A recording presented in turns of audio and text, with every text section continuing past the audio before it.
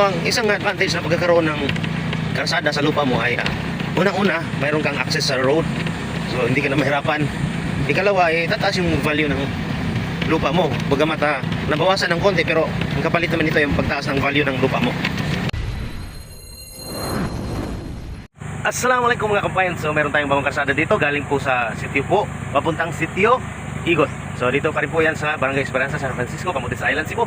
So tingnan natin, daanan natin gamit ang ating scooter. So ito na yung bagong karsada. Ayan, ito nga po yung karsada na to ay mayroon ng anapog. So at least kahit paano hindi na siya bako-bako.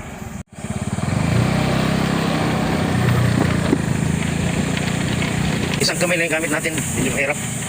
Kasi siyempre hindi naman talaga pantay yung mga bato-bato. Pero at least gusto ko ipakita sa inyo yung mga bagong karsada na kagaya nito. Ayan, papunta doon sa Berting. Ito yung scenario dito.